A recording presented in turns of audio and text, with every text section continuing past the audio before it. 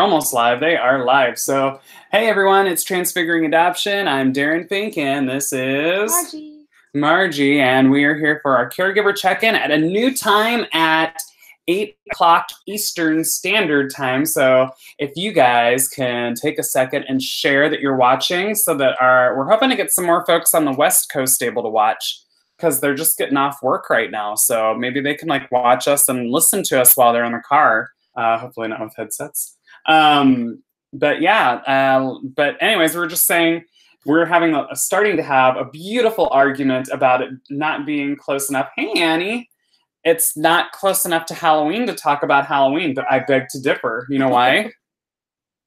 Because everyone in Orlando is already talking about Halloween. They're already like next weekend. If you look at Twitter, like everyone's tweeting about Halloween Horror Nights. People are already going to Mickey's Not So Scary Halloween. Oh, you were? Yeah. So people are already doing that. So I don't think it's too early to talk about Halloween because people are already like, they're already getting their trick or treat on even. So is anyone else, like, is anyone in that mindset? Are you in the fall mindset? Like, what's going on in your houses? We actually decorated our house for fall this week. We did. And it looks fantabulous, if I can say so myself. So tell them about the family tree. Okay, so a couple years ago we got a new tree.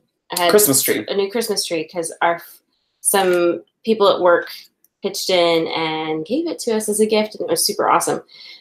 So it was our tree that we were going to decorate, and then the kids wanted their own kind of tree, and so we had a tree that was just in pieces. It had just random, it didn't have all the branches.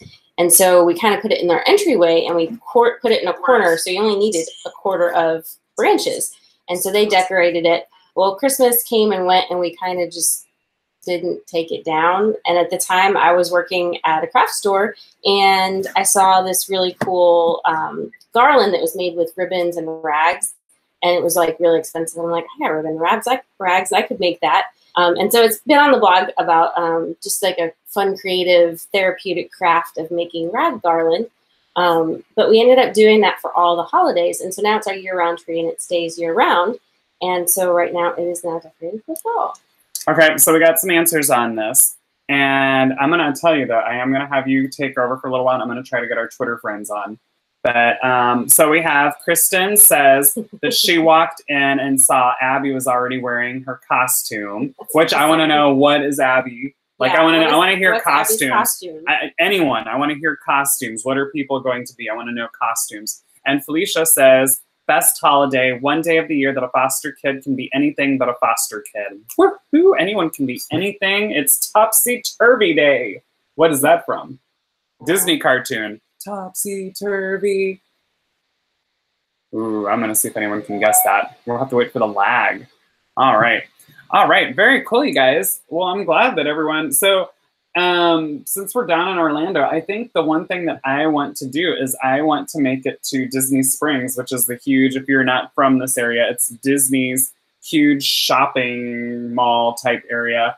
And they have everything. Obviously, it's Disney. It's like entertainment. Restaurants. They have the whole thing decked to the nines for Halloween and fall. So I want to go down there and I want to see it because it's our first fall down here. And yes, Felicia got it. Hunchback of Notre Dame. That was what I was singing. So woohoo! You get high fives for that one. All right. But yeah, that's cool. I'm ready for fall. I'm definitely in fall mode. It's been fun. Like I think. So if we have our wish, which I don't know if we will, we'll see if Margie and I make costumes or not. If we do, I think, okay, I didn't even tell you this. So I've been pushing that I want to go as Stitch and Angel. Angel is like Stitch's like female counterpart in the TV Lilo and Stitch TV show. I wanted to do that, and then we just went to Universal Studios this weekend, and they have Despicable Me merchandise, and it all says family, happily blended. And it's just so cool for foster adoptive stuff. I kind of want to go as Minions now. So I wonder if we can do like a minion theme. Anyways, just that I think. So Annie says her boys are going to be Minecraft people, and her daughter wants to be a Hatchimal. So she has to find hers or try to make it. That's so fun. And then Felicia says her toddler is Lightning McQueen, and the infant will be a hand-me-down minion. Aww. That is so much fun, you guys. Hey, we'll go ahead and get started here pretty soon. I am going to try to get our Twitter folks on here, so I'm going to let you take control. Do you want to give them the normal spiel at the beginning on all the fine print? All right. So we are Transfiguring Adoption. We exist to help you guys, to help caregivers, to help. It's so fluffy. Oh, that's my favorite. So yeah, we are not here to give medical advice. We're not here to replace counselors, therapists, all that. This is just our time for everybody to kind of get together to share advice, tips, questions, suggestions, and just to have a good connection with different caregivers. Also, we have professionals always that chime in and whenever they get on here. And we have just other people who are volunteers who are interested, who want to know how they can help caregivers. So I think we are going to talk a little bit. I know Felicia at the end. Well, let me pause you right there. Okay. So, hey, Tom and Blake are on here, and Dusty's here. Hey, I just saw Dusty on here. Hey. Please, everyone, if you could go ahead and share on your social media. I'm even going to do that. Go ahead and share on your social media if you're watching on Facebook or YouTube. And this week we have Twitter and Instagram involved too. Whatever you're watching on, if you could share right now and just tell people that you're watching so that we can get more conversation going, that would really help us out if you could do that. And this is your time. So if you have a comment or a suggestion, or you want to talk about something, we're going to start off with a topic, but if there's something you want to talk about, this is your time. So we will stop everything and we will talk about what you want to talk about. And please, this is a group atmosphere, so feel free to talk, you guys. This isn't about Margie and I getting on here and being in front of you guys. This is about us mediating and helping each other. So yes, please. Ooh, I love it. Love all the like emojis going on. I hope I didn't see a hate one. I don't think I did. But I saw a bunch of stuff go up. Very cool, you guys. Thank you so much. Go ahead, you can share the topic. Okay, so at the end of, not last week, because we weren't together last week, but the week before, Felicia talked right at the end about, suggested that we talk about placement stability and foster parent support. And so that's kind of what we're going to kick off today with. And then, as it always goes, if someone has a question or something they want to talk about, we can change things up. We just go with the conversation and see where it goes.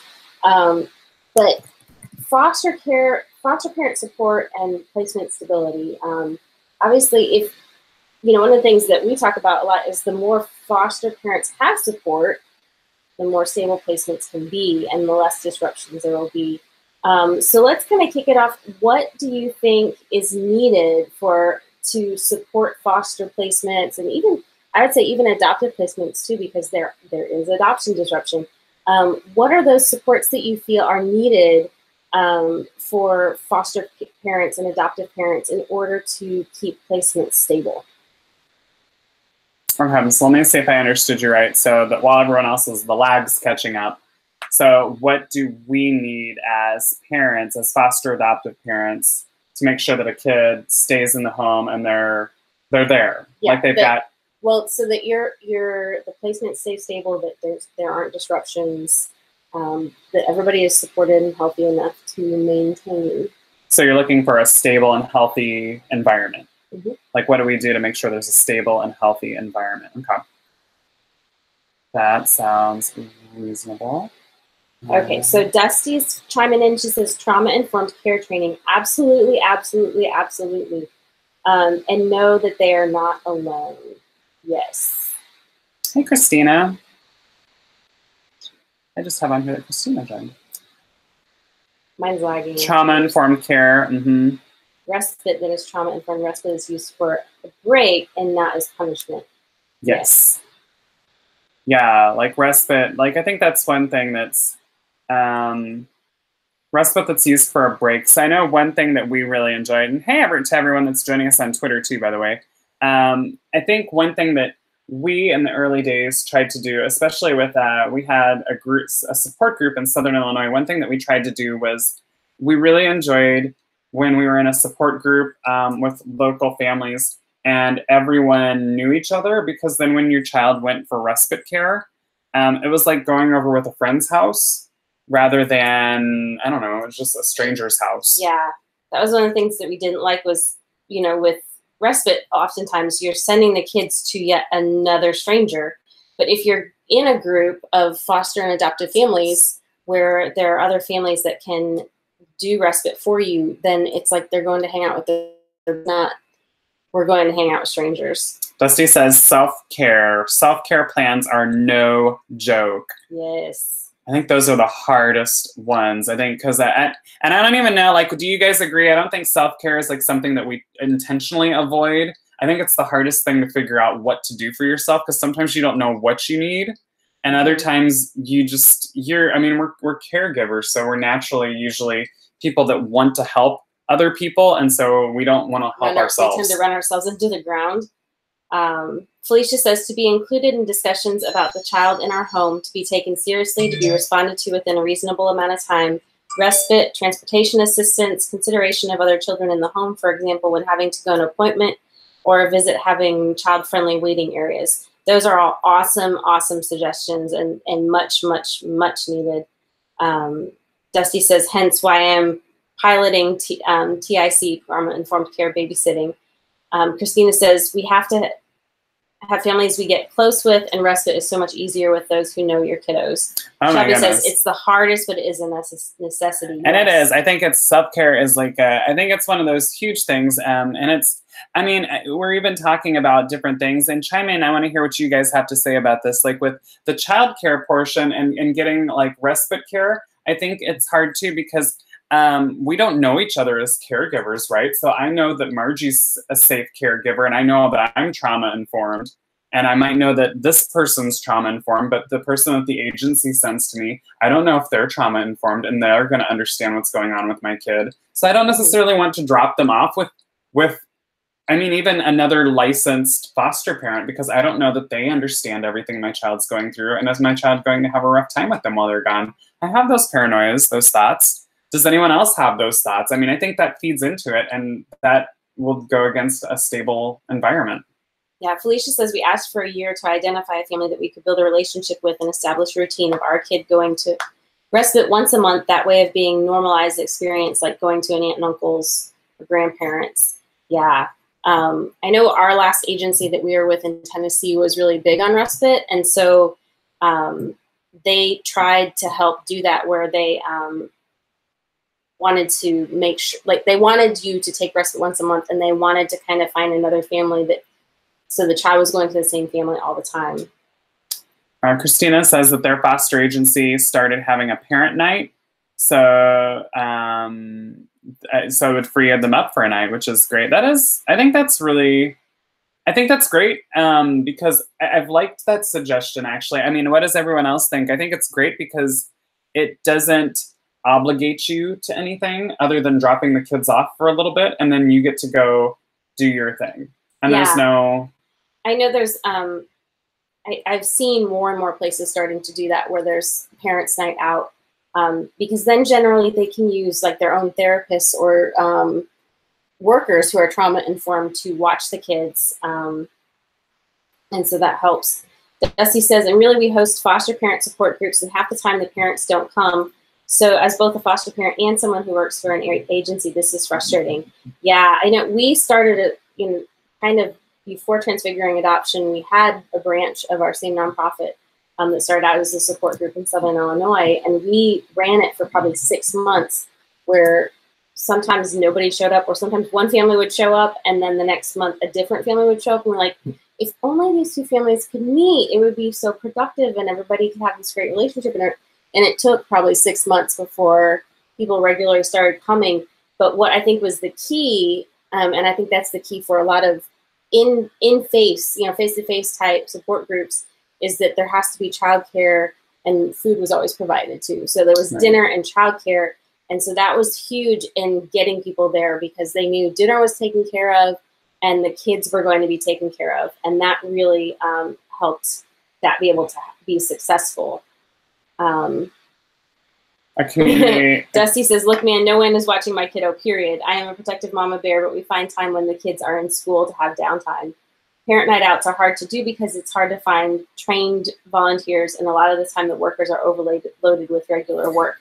I think a community system of volunteers is a necessity. Yeah, with the group that we ran in Illinois, we trained, mostly they were college-age kids who needed volunteer hours, but they were interested, and so we put them through a lot of training, and that was part of the volunteer requirement, was you had to go through training. And I will say it was even hard for them because, it was hard to have the volunteers as college students because they were early on in life, and they were wanting to be the friends and not disciplinaries necessarily. And so, meaning that, you do have to set boundaries. You do have to set limits. You can't just be friends with kiddos all the time. And they didn't want to set those boundaries. So that was kind of that was an issue. And I would say that was difficult with that.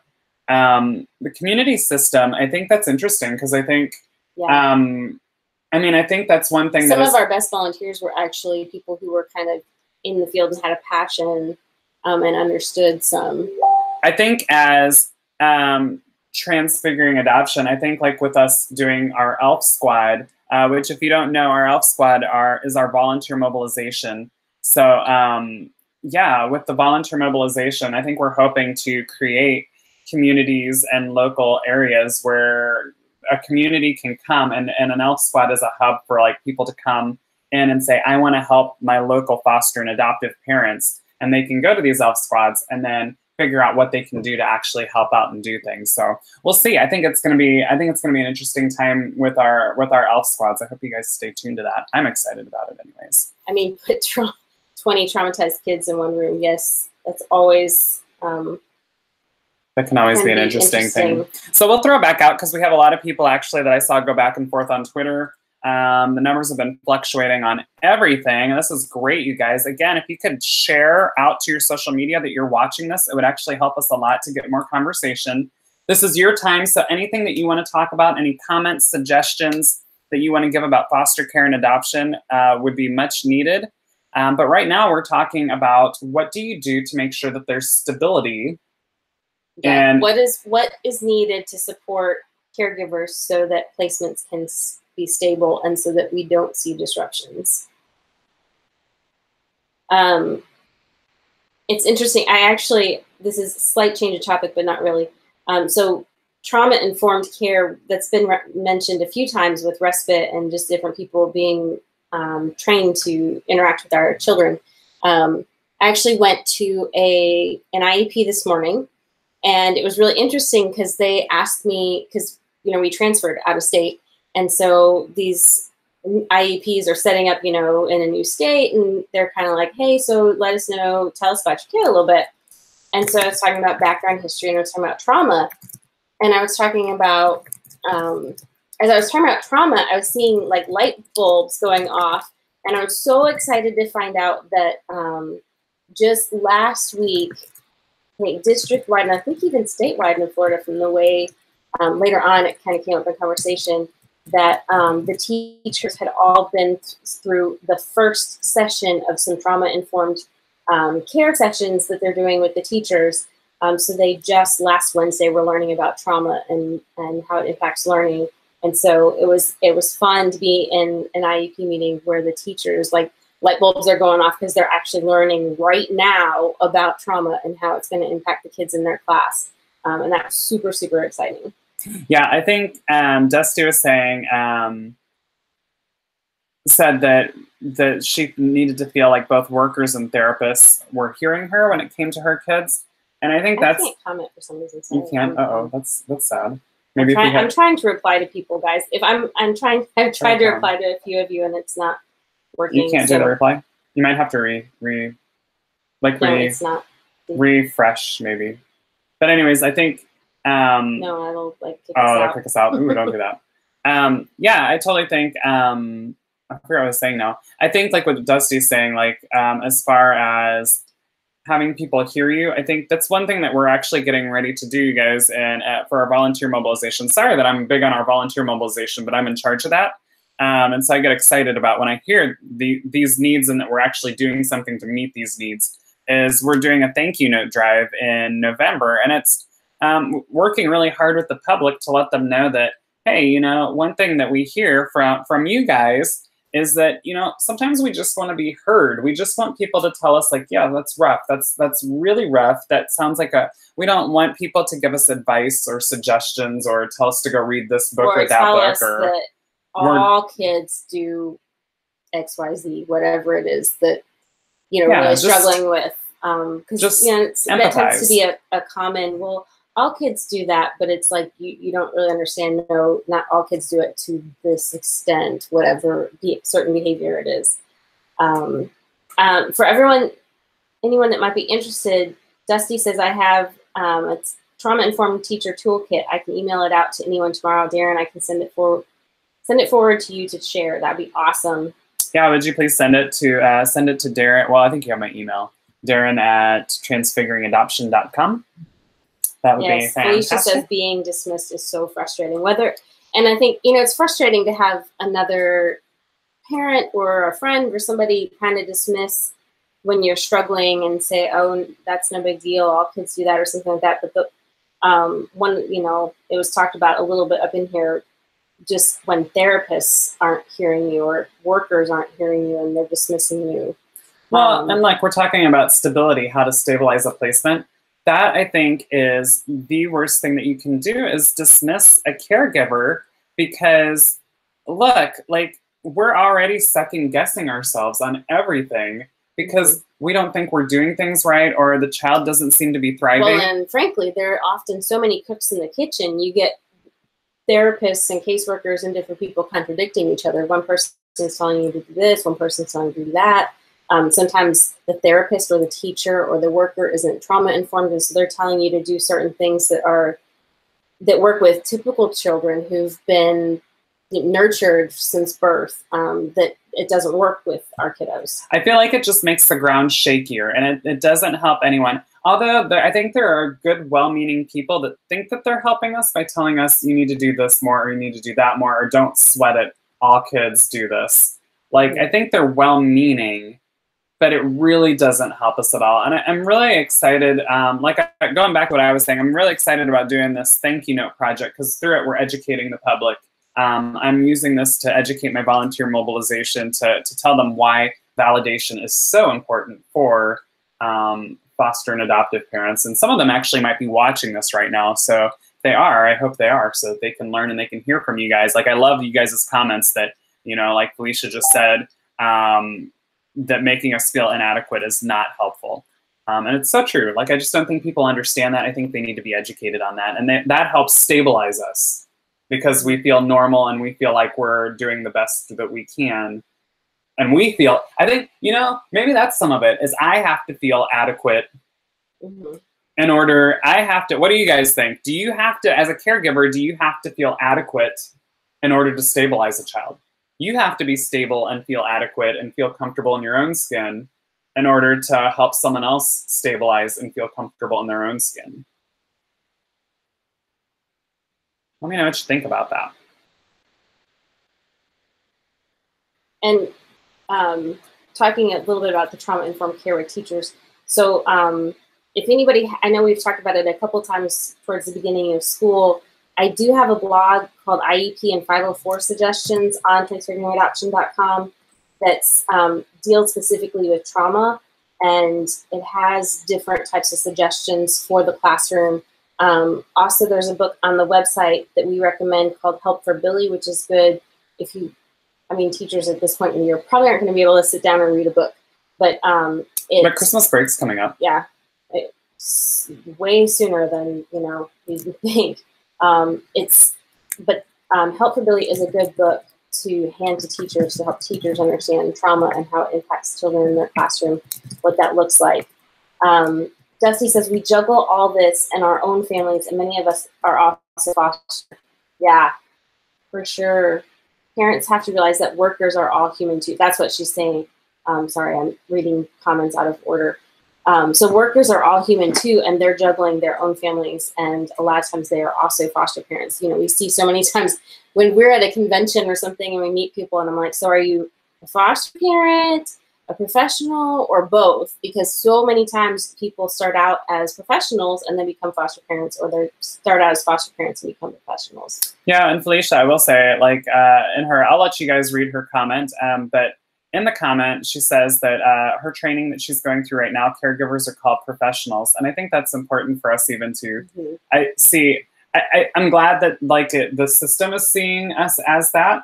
And Margie and I have had like training and different places that have considered us like that. It's not the first that I've heard of it. So bravo for everyone, because I feel like it puts us all on the same page, all on the same line. But I think that we also have to see ourselves as that, because I think we're going in there seeing ourselves as parents, but we are professionals. And like, I think that helps us too. Like when we're coming to the table, I think that helps us feel more confident.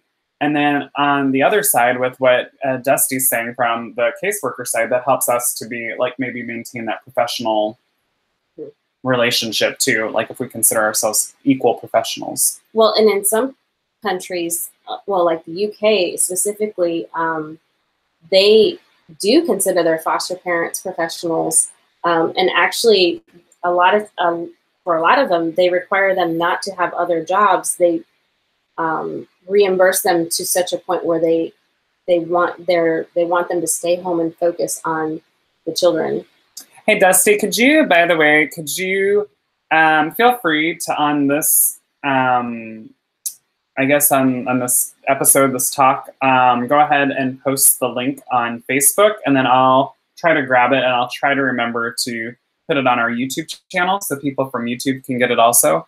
But that way people can get your toolkit, your trauma-informed toolkit for the classroom. But yeah, I think... And Dusty says, I would love to have foster parents take a larger role in helping new foster parents with training and mentoring.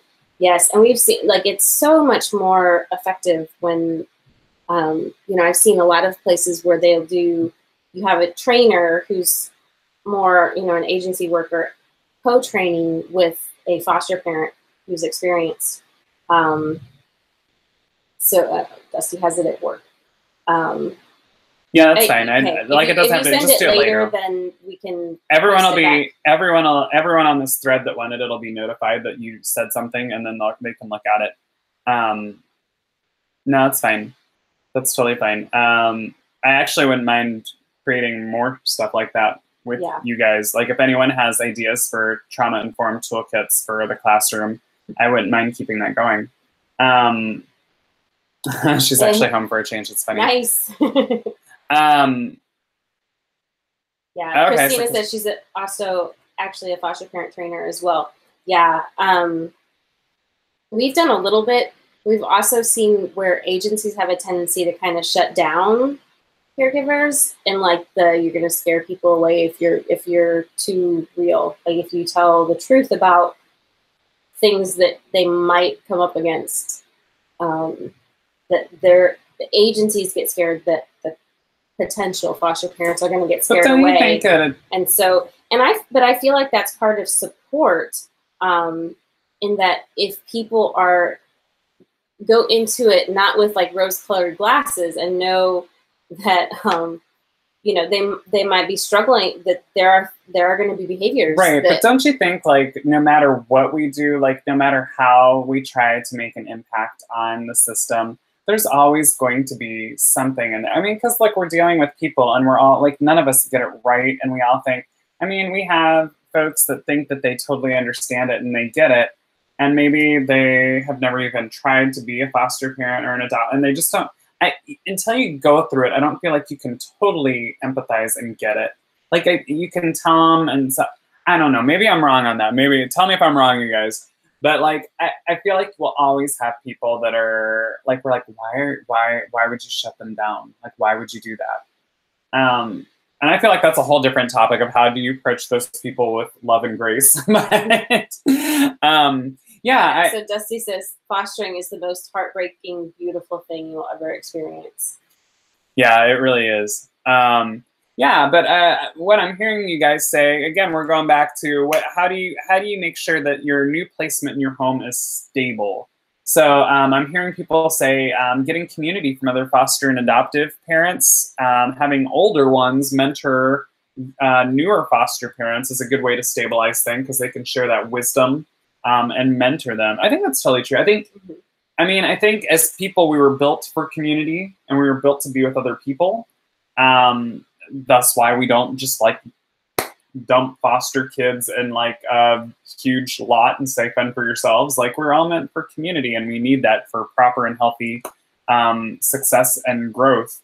So why not the caregivers too? They need, and what better than another parent that's been through things that can say, no, that's something. I think, what do you guys think? If someone told someone that's been a foster parent for years or an adoptive parent for years says, it's okay, that's normal, kids will do that, I take that way better from them, especially if they've told me stories about like how their child did these crazy things. Like, I love it. So Dusty says there's a difference between book knowledge and practical knowledge. And it's so true. Like, you know, people can go and major in child welfare and have book knowledge, but not necessarily the practical knowledge. Or even you can be trauma informed. You know, a lot of the trauma informed care we're starting to see hit the schools. They're starting out with ACEs. So if anybody who doesn't know what ACEs are, that's adverse childhood experiences. And so they're showing these are adverse childhood experiences and this is how they impact people over the lifespan. But that doesn't necessarily end in, are they doing the practical, like, so how do you teach that child? What are specific things? And I think even there's a difference between the book knowledge, you know, even as caregivers, we can learn even the practical steps, but sometimes in the heat of the moment of being able to actually put it into practice. Yes, Desi says, love ACE studies and what they prove. And some of the, like the thing that, you know, we're always saying too, the thing with ACEs and the thing with trauma-informed care is it's not just foster and adoptive kids that benefit. There are so many kids in the school who are around the country. You have refugees, you have kids who are going through just traumatic experiences that have nothing to do with foster care and adoption. They can be in a loving home, but having something very traumatic happen. So it's beneficial for everyone to kind of learn that stuff. Christina says, I have one brand new foster parent who has been texting me just to make sure that the things that she's dealing with are normal for foster kids. She's not calling agency, she's calling me because I'm in the trenches. Yes, it's, Dusty says, each kiddo is different, so every story is going to have a different ending.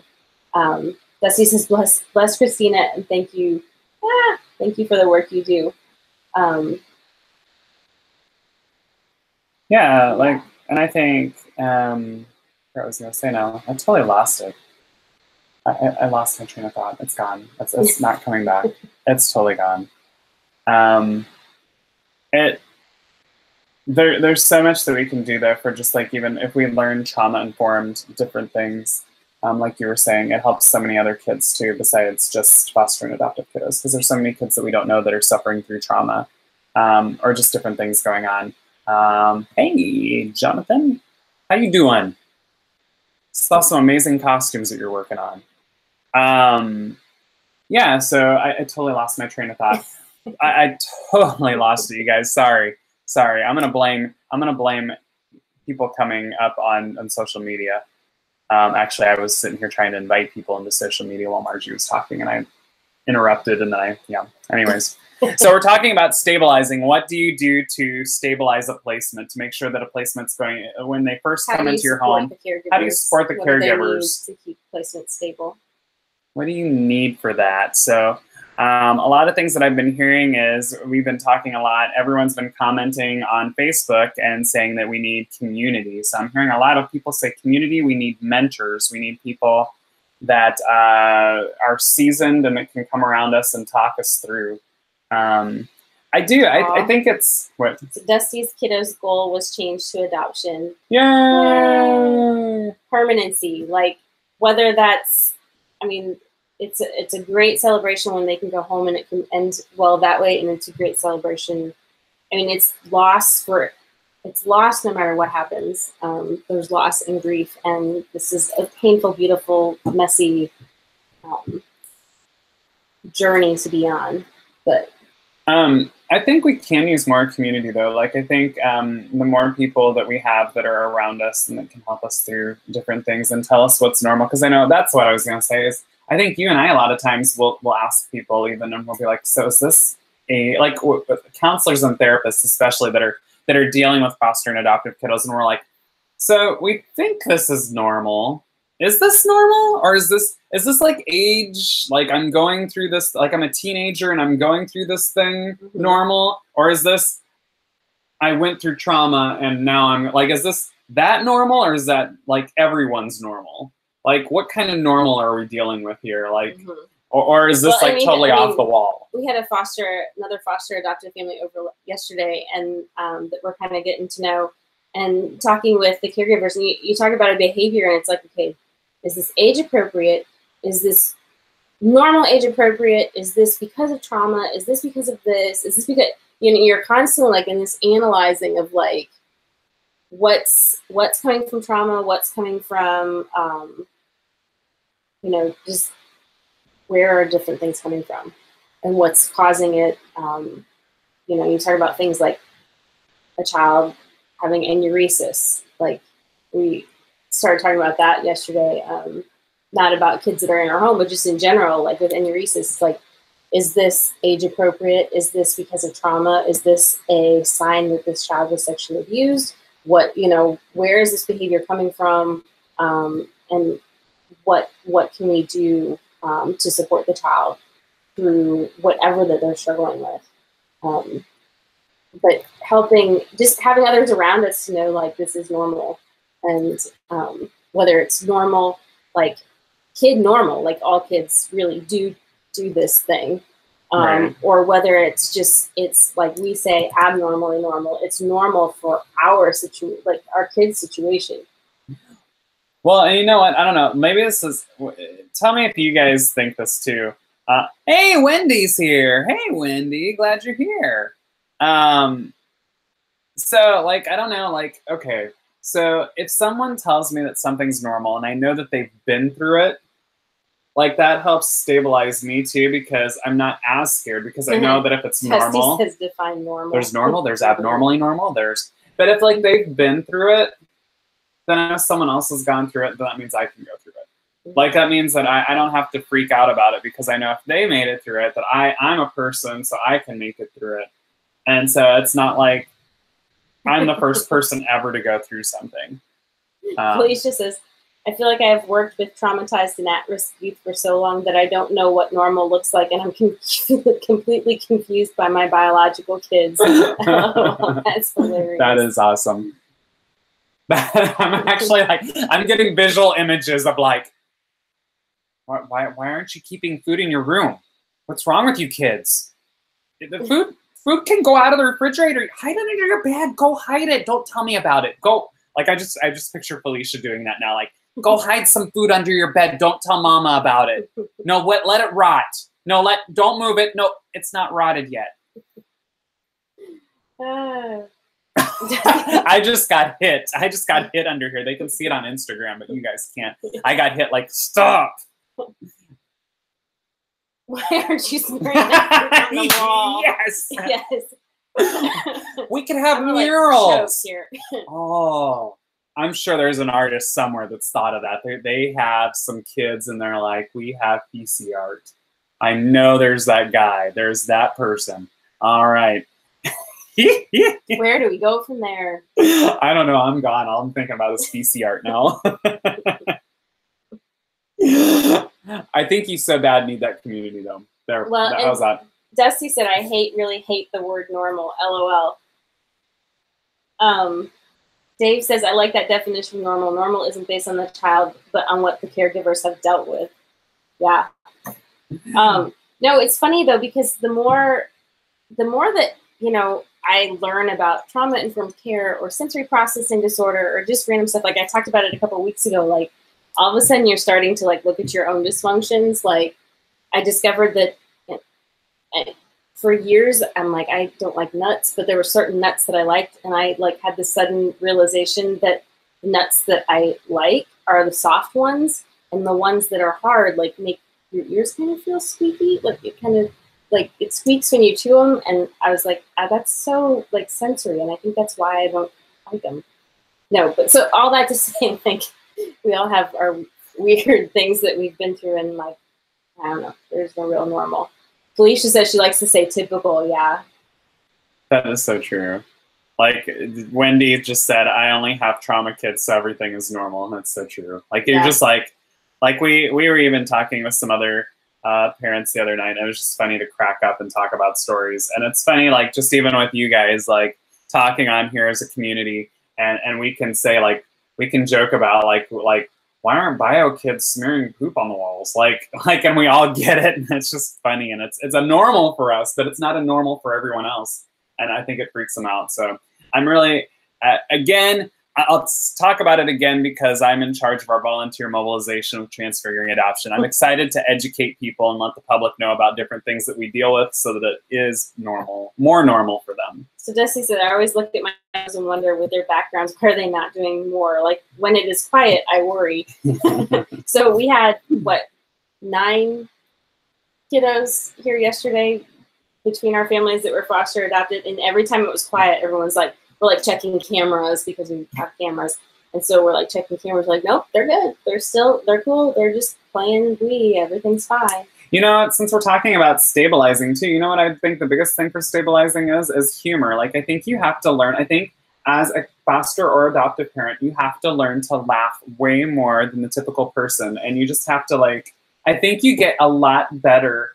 And I think that's something that you have to be taught too, is just like when something happens, you have to be taught. Normally other people would get uptight about it, but like when you're in the middle of a group of older people that would totally frown upon people dropping the F-bomb, and you have a toddler that just keeps dropping the F-bomb, I think you just have to find your way to like laugh through it and be like, I don't know, and be like, yeah, but at least her pinky was up when she was drinking with the tea glass, right? Huh? So Felicia says you have to put the fun and dysfunctional to survive and thrive. I love that. And then she said it's a very special type of humor that you develop that no one else gets. Oh, it's so true. Yeah. No, I think really like the humor is what's gotten us through some of the like hardest parts, is just being able, like if you can't laugh about the things sometimes, like you're just gonna curl up and die. That's as if you don't have a sense of humor, you will drown in this. Like remind me one day to tell you the story of our cursing Wild West. I can only imagine. Christina says, amen to humor. I tell those I train that laughter is important for sanity. Yeah, and I've written home studies, and like on our second home study when we got licensed in another state for the second time, because we were licensed in Illinois, when we went to Tennessee, got licensed, they actually put that humor was one of the strengths. And I've seen, you know, as writing home studies too, like there were a couple of times when I would go into a home and I'm like, they have good senses of humor, that will serve them well. Well, we need to start winding down here, folks. So if you have any last-minute advice or suggestions, or if you have a topic idea for next week, we'd love to hear about it. What are some things that we need to let them know about? Is there anything we need to let them know about for this week? Usually we're good about talking about that beforehand, but we totally didn't, because we changed the time and it kind of snuck up on us, actually. It's funny how we made the time later so West Coast folks could get involved. And we didn't plan for this one as much as we normally do, and it snuck up on us. Well, I was looking at grant applications. Yeah. So, and this is actually a good topic that Felicia brought up last week to talk about now, because as we start applying for grants, what are more things that we want to do for caregivers? So this all kind of plays in, what are some more things that we can look at getting grants for? Dusty says, humor is my life-saving coping skills, and my kiddos are older now, so now they enjoy. Now they are sarcasm royalty. Wendy says, yes, the 3-year-old bangs her head on everything if she gets told no. So Dusty was asking if we can talk about building bridges with bio parents and how to handle Halloween. Yeah, I think. Yeah. I think, let's see, what is next week? Next week we're still in September, right? If we, how about I would love to cover talking about building bridges with bio parents. We've kind of talked about that a little bit. What if we talk about that a little bit, and then we head into Halloween?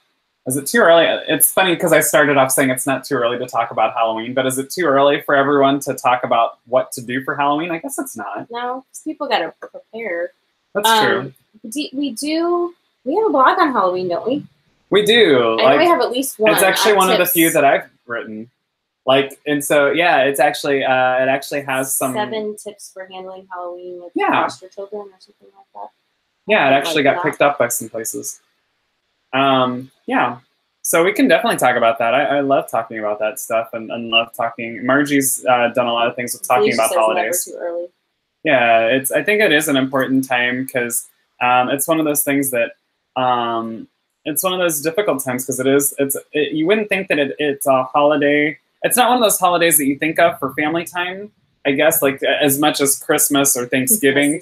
But I mean, it is something where, parents are traditionally taking their children out trick-or-treating. And so that's going to bring up a lot of issues, a lot of just thought of. Sorry guys, my internet is like super slow all of a sudden. Well, we can share it with them next week anyways. Because we're going to talk about it next week. Right. I was just going to say She's looking for a blog. Well, we have like a whole page of blogs that all have to do with holidays. And I'm trying to remember where it's at. It's under Wise Thoughts from a thought. Yeah. It's so under our blog library, Wise Thoughts from a Foster Adopted Mom, Advice, Tips, and Thoughts. Mm-hmm. When you go on that page, I'm like actually doing it like someone else would do it. So there's a button that says Holidays, Birthdays, Tips, and Advice. And then get there. What's on there? There's like a whole bunch of them. There's all kinds of stuff. Okay, 3 Halloween tips for foster families. Yeah. But I don't know where I got 7.